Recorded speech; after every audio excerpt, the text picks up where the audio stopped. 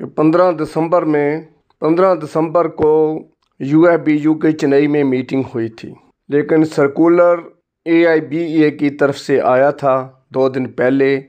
एक सर्कुलर कल 17 दिसंबर को रात को मेरे को मिला है, तो आज 18 दिसंबर को मैं वीडियो बना रहा हूँ।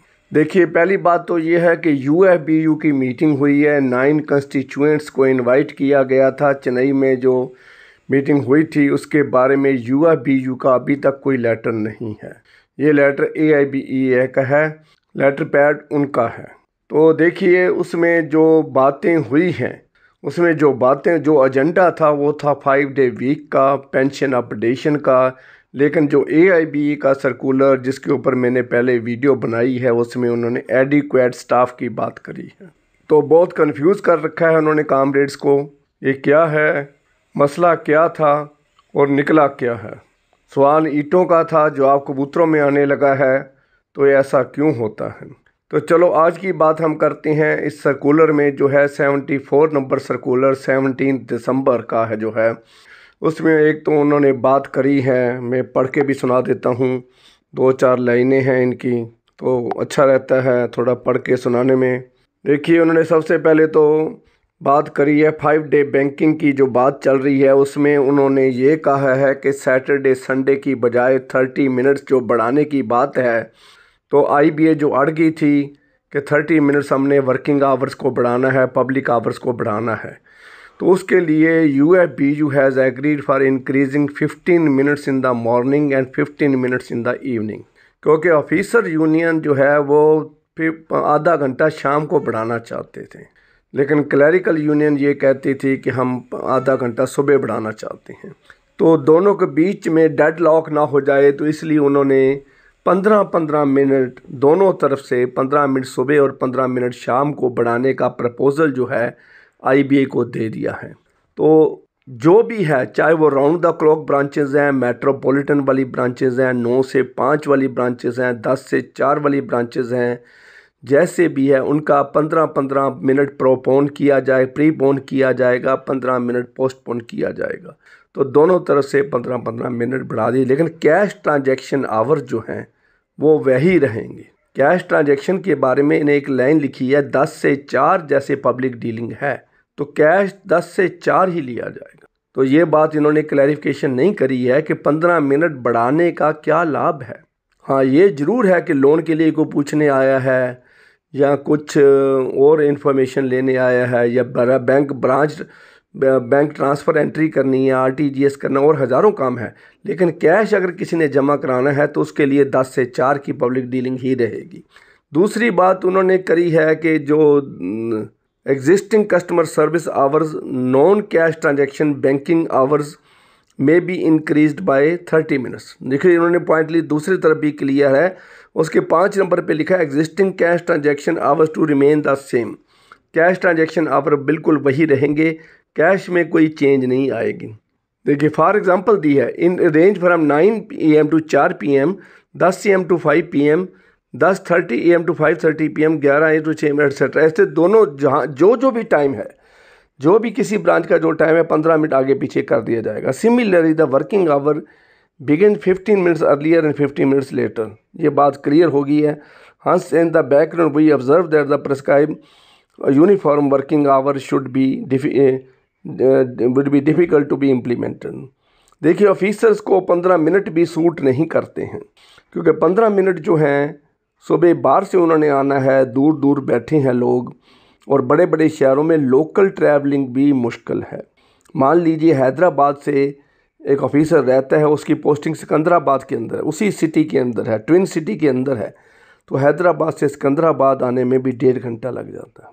तो देखिए, तो वो 9:15 उसका टाइम जो है 9:15 हो जाएगा, तो 9:15 उसको आके ब्रांच भी खोलनी है, कंप्यूटर भी ऑन करना है, स्वीपर से सफाई भी करवानी है, तो वो जो उसे 8 बजे पहुंचना पड़ेगा।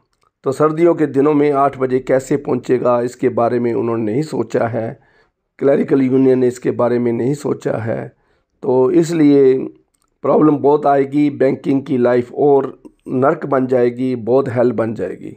ये 15 मिनट कहने को 15 मिनट है, लेकिन प्रैक्टिकली सेंस में in the true sense public 15 minute बढ़ाना बहुत मुश्किल है, क्योंकि जो स्टेट गवर्नमेंट के सेंट्रल गवर्नमेंट के ऑफिसर्स हैं उनका 9 बजे का टाइम का मतलब 9:30 है, लेकिन बैंक का मतलब 10 बजे का टाइम मतलब ही 9:30 है। ऑफिसर 9:30 आके आधा घंटा पहले आके बैठ जाते हैं। और चमचागिरी की कल्चर है बैंक में। अकाउंटेंट ब्रांच में जो 10 बजे आता है तो अकाउंटेंट 9:30 आ जाएगा, अगर ब्रांच में जो 9:30 आता है तो अकाउंटेंट 9 बजे आके बैठ जाता है। क्योंकि कल्चर ऐसी है, इसलिए वो आधा पौना घंटा एडवांस आना ही ठीक समझते हैं। और कुछ बैंक की मजबूरियां ऐसी हैं तो इसलिए उनको जल्दी आना पड़ता है। वो मार्जिन रख के आते हैं, कहीं ट्रांसपोर्टेशन में कहीं कोई रुकावट आ जाए, कहीं कोई ट्रैफिक जाम हो, रास्ते में रास्ता ना मिले, तो इसलिए हर रोज़ वो आधे पौने घंटे का मार्जिन रख के चलते हैं। तो ये ऑफिसर के लिए ये बहुत बड़ी सिरदर्दी बन जाएगा। चलो, दूसरी बात है जो उनका दूसरा लेटर है, उसमें उन्होंने 5 इशू जो हैं एजेंडे वाले वो भी डिस्कस करे हैं। उसके अंदर है, मैं उसका भी लेटर पढ़ के सुनाता हूँ। उसमें है प्रेजेंट वर्किंग आवर्स, उसके अंदर है अपडेशन ऑफ पेंशन, इन्होंने इशू खड़ा किया है जो एजेंडे के मुताबिक था। तो इसमें क्या है, after discussion keeping the desirability to achieve same forward movement in this important issue, it has decided that updation of pension may be first achieved for those covered by 5th, 6th and 7th revision joint note। देखिए, ये pre नवंबर 2002 रिटायरीज़ को, pre 86 रिटायरीज़ को और after 2012 रिटायरीज़ को ये बांट रहे हैं। 3 ग्रुपों में 3 फेजेस में ये पेंशन रिवीजन की प्रपोजल भेज रहे हैं। तो 3 ग्रुपों में जो पेंशनर्स हैं, रिटायरीज़ हैं, वे बंट जाएंगे। वो 1986 से 1986 से जो पहले रिटायरी हैं उनकी बात कुछ और है, वो तो 3% बचे हुए हैं। 97% तो ऊपर चले गए भगवान के पास। 3% की उनकी वेज रिविजन की हम बात कर रहे हैं। उसके बाद 5th, 6th, 7th बाईपार्टाइट सेटलमेंट वाले जो हैं, फिर 10th, 11th, 12th, 10th and 11th की बात आएगी। तो ऐसे 3 हिस्सों में बांटा, एक मजाक ही बना दिया है यूएफबीयू ने पेंशन अपडेशन। ये नहीं कहते कि 30 साल से नहीं हुआ, सभी इसको बढ़ाएं, सभी रिटायरीज को दो। 30 साल से इंतज़ार कर रहे हैं। मौत जो है, यमराज स्माइल देने लगा है। यमराज रोज़ स्माइलें देता है पेंशनर्स को, भाई मैं आ रहा हूँ, मैं आ रहा हूँ। तो फिर भी ये समझ नहीं रहे हैं, लटकाते ही जा रहे हैं, लटकाते ही जा रहे हैं, मीटिंग पे मीटिंग करते जा रहे हैं। अब इसमें अगले पैरे में उन्होंने बात करी है कि हम negotiation of charter of demand for wage revision, charter of demand दे दिया, कॉमन चार्टर ऑफ डिमांड भी दे दिया, लेकिन उन्होंने आईबीए को ये नहीं कहा है कि इसकी डेडलाइन नहीं दी है कि इसको 3 महीने के अंदर, 4 महीने के अंदर, 120 दिन के अंदर फाइनल किया जाए। 3-3 साल लटकाने का क्या मतलब है। रेजिडुअल इश्यूज़ की बात उन्होंने आगे जाके करी है कि रेजिडुअल इश्यूज़ को जल्दी से जल्दी निपटाया जाए, नहीं तो हम एजिटेशन करेंगे। देखिए क्या एजिटेशन, 5 साल तो बीत चुके हैं। 17 से 1 नवंबर 2022 को एग्रीमेंट दूसरा ड्यू हो चुका है, पिछला सारा ख़त्म हो चुका है। तो रेजिडुअल इशू 5 साल आपने क्यों नहीं एजिटेशन की बात करी। आज हम 12th बाईपार्टाइट सेटलमेंट आ गई है तो उसके बीच में रेजिडुअल इश्यूज़ को बीच में घसोड़ रखा है। बजाय आप वेज रिवीजन की बात करते, अभी आप रेजिडुअल इश्यूज़ की बात कर रहे हो। और pension updation is the residual issue, this is the main issue. Why this is called residual issue. Pension is the deferred पे। भाइयों, सुप्रीम कोर्ट क्या कहता है, हमारी हाई कोर्ट्स क्या कह रही हैं, पेंशन की डेफिनेशन क्या कहती है, दिस इज अ डेफर्ड पे। जो हमने पे 10 साल 15 साल पहले लेनी थी वो आज हम किस्तों में ले रहे हैं। तो इसलिए why you called it pension. जो पेंशन नॉमेनक्लेचर है, जो पेंशन वर्ड है, दिस शुड बी चेंज्ड। इसको डेफर्ड पे कहा जाए। There should be no pensioner. हम पेंशनर नहीं हैं, वी आर गेटिंग डेफर्ड पे। जो रिटायरमेंट से पहले हमने पे सैलरी लेनी थी वो आज हम ले रहे हैं, हर महीने लेते हैं, किस्तों में लेते हैं। उसकी रिवीजन तो साथ के साथ पे रिवीजन के साथ होनी चाहिए। तो ऐसी चीज़ बातें हैं, इसके बारे में भी उन्होंने कोई अच्छा एजेंडा नहीं बनाया है। यूएफबीयू अभी हल्की सी धमकी देते हैं कि हम ये करेंगे वो करेंगे। इसमें स्लाइटली उन्होंने एजिटेशन की बात भी करी है, बहुत हल्की सी बात है एजिटेशन की। कब करोगे एजिटेशन की डेट भी यूएफबीयू की मीटिंग में उन्होंने फाइनल नहीं करी है। हाँ भाई, अगर इतने देर तक वो रेजिडुअल इशू फाइनल नहीं करते हैं तो हम मान लीजिए 5 जनवरी से एजिटेशन शुरू करेंगे, हम 26 जनवरी को एजिटेशन शुरू करेंगे। उसके बारे में भी उन्होंने कोई बात नहीं करी है।